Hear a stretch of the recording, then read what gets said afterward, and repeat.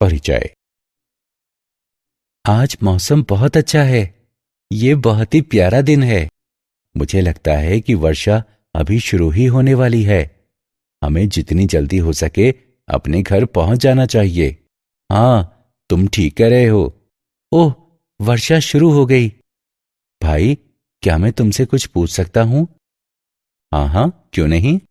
जैसा कि हमें पता है कि बादल आकाश में होते हैं और वर्षा की बूंदें बादलों से गिरती हैं। वर्षा की बूंदें सदैव पृथ्वी की ओर नीचे ही क्यों गिरती हैं? ये ऊपर को क्यों नहीं चली जाती? ठीक है, मैं तुम्हें बताता हूं। पृथ्वी के गुरुत्वाकर्षण बल के कारण ही वर्षा की बूंदें सदैव नीचे पृथ्वी की ओर ही गिरती हैं। गुरुत्वाकर्षण बल के कारण ही पौधों की पत्तियां भी सदैव नीचे भूमि पर ही गिरती हैं। कोई भी ऊपर फेंकी जाने वाली चीज नीचे आकर पृथ्वी पर गिर जाती है।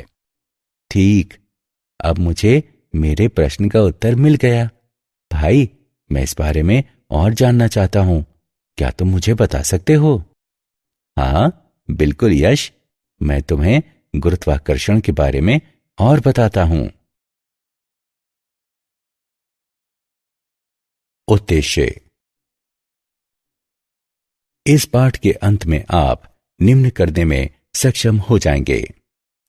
गुरुत्वाकर्षण को परिभाषित करना, केपलर के नियमों तथा गुरुत्वाकर्षण के नियम को परिभाषित करना, गुरुत्वीय त्वरण का मापन करना, पृथ्वी के पृष्ठ के ऊपर तथा नीचे गुरुत्वीय त्वरण का मापन करना, गुरुत्वीय स्थितिज ऊर्जा को परिभाषित करना, पलायन चाल को समझना, भू उपग्रहों और उनकी ऊर्जा के बारे में समझना, भूस्थैतिक तथा ध्रुवीय उपग्रहों के बारे में समझना, भारहीनता को परिभाषित करना। परिभाषा। गुरुत्वाकर्षण एक प्राकृतिक परिघटना है जो भौतिक वस्तुओं को उनके द्रव्यमानों के समानुपाती बल से आकर्षित करती है। गुरुत्वाकर्षण द्रव्यमान युक्त वस्तुओं को भार प्रदान करने वाले कारक के रूप में सर्वाधिक ज्ञात है, जो उन वस्तुओं को छोड़े जाने पर उनके भूमि पर गिरने का कारण बनता है। गुरुत्वाकर्षण पृथ्वी व अन्य ग्रहों को सूर्य के परितः उनकी कक्षाओं में बनाए रखता है तथा ज्वार भाटों का भी कारण बनता है। केपलर के नियम। केपलर ने 3 नियम प्रतिपादित किए। ये नियम हैं कक्षाओं का नियम, क्षेत्रफलों का नियम और आवर्तकालों का नियम। कक्षाओं का नियम। सभी ग्रह दीर्घवृत्तीय कक्षाओं में गति करते हैं तथा सूर्य इसकी एक नाभि पर स्थित होता है। क्षेत्रफलों का नियम। सूर्य से किसी ग्रह को मिलाने वाली रेखा समान समय अंतरालों में समान क्षेत्रफल प्राप्त करती है। यह नियम इस प्रेक्षण के आधार पर बनाया गया है कि सूर्य से अधिक दूरी होने पर होने के समय ग्रह धीमी गति करते प्रतीत होते हैं, जबकि सूर्य के निकट होने पर ग्रहों की गति अपेक्षाकृत तीव्र हो जाती है। आवर्तकालों का नियम। किसी ग्रह के परिक्रमण काल का वर्ग उस ग्रह द्वारा अनुरेखित दीर्घवृत्त के अर्ध दीर्घ अक्ष के घन के अनुक्रमानुपाती होता है। माना कि टी सूर्य के परितः परिक्रमण की अवधि है तथा आर सूर्य एवं ग्रह के बीच की माध्य त्रिज्या है। टी वर्ग अनुक्रमानुपातिक है आर घन के। टी वर्ग बराबर है के आर घन के। गुरुत्वाकर्षण का सार्वत्रिक नियम। न्यूटन के गुरुत्वाकर्षण के नियम के अनुसार इस विश्व में प्रत्येक कण दूसरे कण को एक बल द्वारा आकर्षित करता है, जिसका परिमाण दोनों कणों के द्रव्यमानों के गुणनफल के अनुक्रमानुपाती तथा उनके बीच की दूरी के वर्ग के व्युत्क्रमानुपाती होता है। इस बल की दिशा दोनों कणों को मिलाने वाली रेखा के अनुदिश होती है। r दूरी से पृथक किए गए m1 और m2 द्रव्यमानों वाले दो कणों के लिए F बराबर gm1 m2 बटे r वर्ग है। नियतांक g गुरुत्वाकर्षण का सार्वत्रिक नियतांक कहलाता है। गोलीय पिंड में कुल द्रव्यमान इसके केंद्र पर संकेंद्रित माना जाता है। अन्य आकृतियों वाले पिंडों के लिए द्रव्यमान के वितरण पर विचार किया जाता है। गुरुत्वीय स्थिरांक। नियतांक g गुरुत्वाकर्षण का सार्वत्रिक स्थिरांक कहलाता है। गुरुत्वीय स्थिरांक का सार्वत्रिक मान निम्न द्वारा व्यक्त होता है। g बराबर 6.67 गुणे 10 की घात घटा 11 न्यूटन मीटर वर्ग प्रति किलोग्राम वर्ग है। g का आयामी सूत्र यह होता है।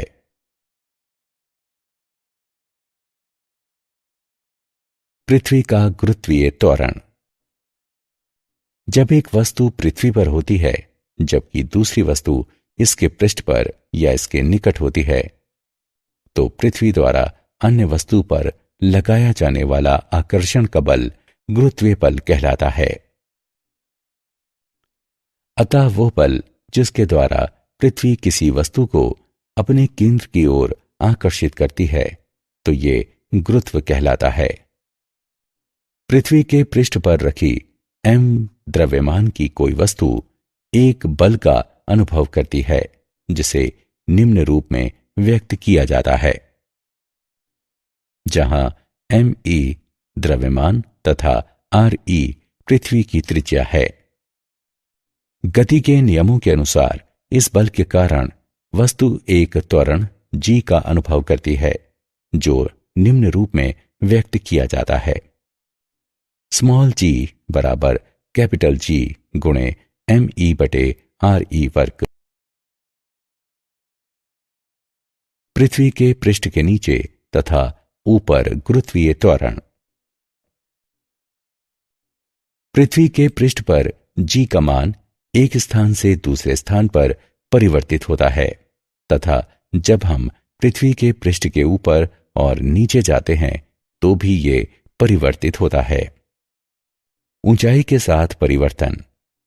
पृथ्वी के पृष्ठ के ऊपर जाने पर g का मान कम हो जाता है।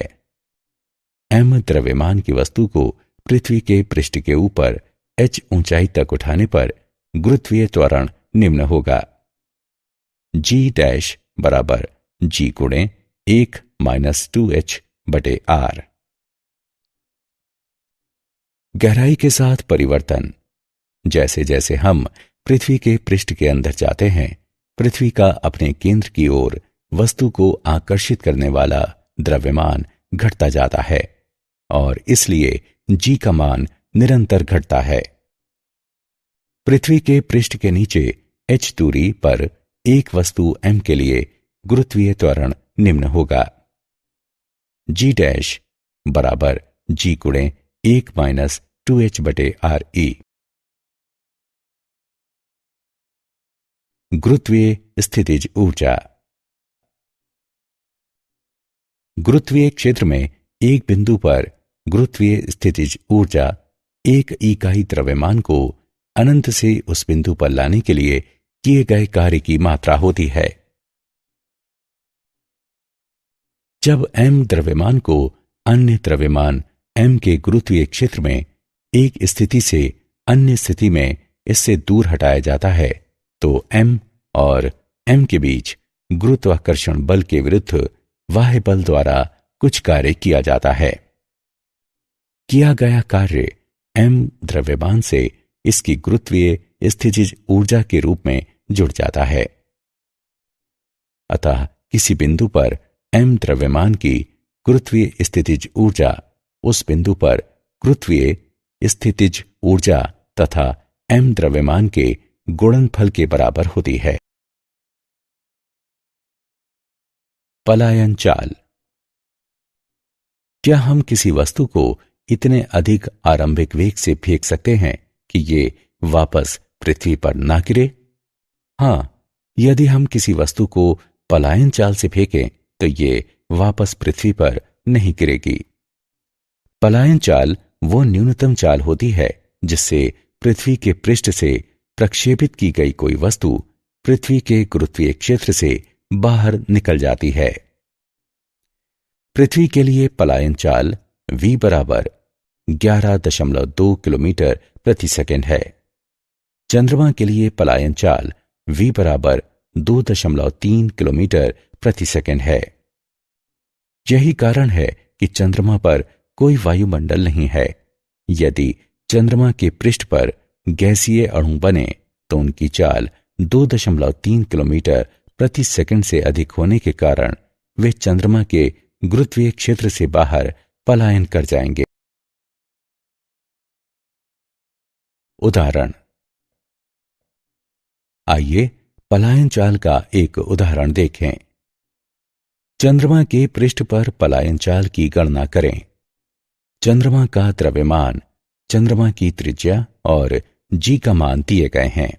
आइए इसका हल देखें। दिया है चंद्रमा की त्रिज्या r बराबर 1.7 गुणे 10 की घात 6 मीटर। चंद्रमा का द्रव्यमान m बराबर 7.35 गुणे 10 की घात 22 किलोग्राम। पलायन चाल बराबर √2gr। जी का मान रखने पर हम पाते हैं कि पलायन चाल बराबर √2gm/r। मानों को प्रतिस्थापित करने पर हम पाते हैं कि पलायन चाल बराबर 2.4 गुणे 10 की घात 3 मीटर प्रति सेकंड। भू उपग्रह। भू उपग्रह वे वस्तुएं हैं जो पृथ्वी के परितः परिक्रमा करती हैं। इनकी गति ग्रहों की सूर्य के परितः गतियों के बहुत समान होती हैं और इसलिए केपलर के ग्रहीय गतियों के नियम इन पर भी समान रूप से लागू होते हैं। पृथ्वी के परितः प्रत्येक उपग्रह की कक्षा या तो वृत्तीय होती है या दीर्घवृत्तीय। चंद्रमा पृथ्वी का एकमात्र प्राकृतिक उपग्रह है जिसकी कक्षा लगभग वृत्तीय है और जिसका आवर्तकाल लगभग 27.3 दिनों का है। कृत्रिम उपग्रह ऐसी वस्तु होती है जो कक्षा में मानवीय प्रयास से स्थापित की जाती है। कृत्रिम उपग्रहों के निम्न उपयोग हैं। ऊपरी वायुमंडल का अध्ययन करना, मौसम का पूर्वानुमान करना, अंतरिक्षीय विकिरण और सौर विकिरणों का अध्ययन करना, पृथ्वी की आकृति का अध्ययन करना तथा पृथ्वी की ऊपरी परत में खनिज पदार्थों और जल की उपस्थिति की खोज करना, उल्का पिंडों का अध्ययन करना और रेडियो, टेलीविजन तथा टेलीफोन के सिग्नलों को प्राप्त और संप्रेषित करना। एक कक्षीय उपग्रह की ऊर्जा। वृत्तीय कक्षा में पृथ्वी का चक्कर काटने वाले उपग्रह में गतिज तथा स्थितिज ऊर्जा होती है। चूंकि यह पृथ्वी के गुरुत्वीय क्षेत्र में होता है इसलिए इसकी स्थितिज ऊर्जा U बराबर -GMEM/RE होती है, जहां M उपग्रह का द्रव्यमान है। उपग्रह की गतिज ऊर्जा के बराबर 1/2 mv0 वर्ग होती है, जहां v0 कक्षा में इसकी चाल है। वृत्तीय गति के लिए आवश्यक अभिकेंद्रीय बल गुरुत्वाकर्षण द्वारा प्रदान किया जाता है। उपग्रह की गतिज ऊर्जा K उपग्रह की कुल ऊर्जा बराबर गतिज ऊर्जा प्लस स्थितिज ऊर्जा। गणना करने पर हम पाते हैं कि कुल ऊर्जा बराबर -1/2 GMEM/RE। चूंकि उपग्रह की कुल ऊर्जा ऋणात्मक होती है इसलिए ये पृथ्वी के परितः घूमता रहता है। उपग्रह के पृथ्वी के गुरुत्वाकर्षण से पलायन कर जाने के लिए इसकी कुल ऊर्जा 1/2 GME/m/RE होनी चाहिए, जिससे इसकी कुल ऊर्जा 0 हो जाती है। ये ऊर्जा उपग्रह की बंधन ऊर्जा कहलाती है। तुल्यकाली, भूस्थैतिक तथा ध्रुवीय उपग्रह। तुल्यकाली या भूस्थैतिक उपग्रह विषुवत के लगभग 22,223 मील ऊपर 24 घंटे में अपनी कक्षा में एक चक्कर पूरा करते हुए अपनी अवस्थिति बनाए रखते हैं। एक ही क्षेत्र का विस्तृत पट्टी दृश्य मौसम वैज्ञानिकों को मौसम के प्रतिमानों की निगरानी करने, विश्लेषण करने और भविष्यवाणी करने में सहायता प्रदान करता है। हालांकि पृथ्वी के वायुमंडल को पूरी तरह से समझने के लिए संपूर्ण ग्रह की निगरानी की जानी आवश्यक होती है। ध्रुवीय उपग्रह ऐसे उपग्रह होते हैं जो उत्तरी और दक्षिणी ध्रुवों से गुजरती उत्तर दक्षिण कक्षा में पृथ्वी के परितः चक्कर लगाते हैं। ध्रुवीय उपग्रह विषुवत को एक दिन में कई बार पार करते हैं। ध्रुवीय उपग्रहों के एक युग्म का उपयोग करने से यह सुनिश्चित हो जाता है कि पृथ्वी के किसी भी भाग का मापन 6 घंटे से अधिक पुराना नहीं है। अवलोकित किया जाने वाला क्षेत्र संकीर्ण रहता है, लेकिन ये अत्यंत लाभकारी होता है। भारहीनता। हम जिस तल पर खड़े होते हैं उस पर अपने पैरों के द्वारा लगाया जाने वाला प्रतिक्रियात्मक बल के कारण भार का अनुभव करते हैं। यदि जिस तल पर हम खड़े हों वह तल समान त्वरण से गतिमान हो जाए तो हमारे द्वारा अनुभव किया जाने वाला भार भिन्न होगा। किसी लिफ्ट में नीचे आते समय हम सभी ऐसा ही अनुभव करते हैं। हालांकि यदि किसी नीचे आती लिफ्ट की रस्सियां टूट जाएं तो ये गुरुत्वीय बल के प्रभाव में स्वतंत्रतापूर्वक नीचे गिरेगी और लिफ्ट के प्लेटफॉर्म पर खड़े होने के दौरान हम किसी प्रतिक्रियात्मक बल का अनुभव नहीं करेंगे। अतः हम अनुभव करेंगे कि हमारा भार 0 हो गया है, या दूसरे शब्दों में हम भारहीनता का अनुभव करेंगे। किसी उपग्रह के अंदर बैठे व्यक्ति के लिए भी ऐसे ही स्थिति होती है। कृत्रिम उपग्रह स्वतंत्रतापूर्वक गिरती वस्तुओं के समान होते हैं। क्या आप जानते हैं केपलर जोहान्नेस को ग्रहीय गति के 3 नियमों की खोज के लिए जाना जाता है, जो टाइको ब्रेहे और उनके सहयोगियों द्वारा बहुत परिश्रम पूर्वक किए गए प्रेक्षणों पर आधारित हैं। ये नियम सौर मंडल की व्यवस्था का वर्णन करते हैं। गुरुत्वीय बल अंतःक्षेपी माध्यम की प्रकृति से स्वतंत्र होता है।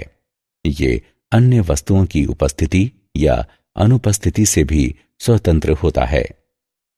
2 वस्तुओं के बीच गुरुत्वाकर्षण बल 0 हो सकता है यदि दोनों वस्तुओं के बीच पृथक्कन अनंत कर दिया जाए। पलायन वेग वस्तु के द्रव्यमान तथा पृथ्वी या किसी अन्य ग्रह से उसके प्रक्षेपण की दिशा से स्वतंत्र होता है। सारांश। आइए हमने जो कुछ सीखा है उसे संक्षेप में दोहराएं। गुरुत्व पृथ्वी का गुरुत्वाकर्षण बल है जो पृथ्वी पर या पृथ्वी की सतह के निकट रहता है। गुरुत्वीय बल 2 कणों के बीच माध्यम पर निर्भर नहीं होता। पदार्थ का एक समान ठोस गोला गोले के बाहर स्थित कण को इस प्रकार आकृष्ट करता है कि पूरे गोले का द्रव्यमान इसके केंद्र पर संकेंद्रित होता है। किसी स्थान पर गुरुत्वीय बल की तीव्रता उस स्थल पर स्वतंत्र रूप से गिरती वस्तु में उत्पन्न त्वरण के बराबर होती है। किसी उपग्रह का कक्षीय वेग उपग्रह के द्रव्यमान से स्वतंत्र होता है। किसी उपग्रह का कक्षीय वेग पृथ्वी या किसी अन्य ग्रह के द्रव्यमान एवं त्रिज्या पर निर्भर करता है, जिसके परितः वह उपग्रह परिक्रमा करता है। भू उपग्रह पृथ्वी के परितः चक्कर काटने वाली वस्तुएं होती हैं। इनकी गति सूर्य के परितः ग्रहों की गति के लगभग समान होती है। ध्रुवीय उपग्रह उत्तर दक्षिण दिशा में कक्षा में घूमते हैं, क्योंकि पृथ्वी पूर्व पश्चिम दिशा में घूमती है। परिणाम स्वरूप उपग्रह पृथ्वी के संपूर्ण पृष्ठ का प्रेक्षण करता है।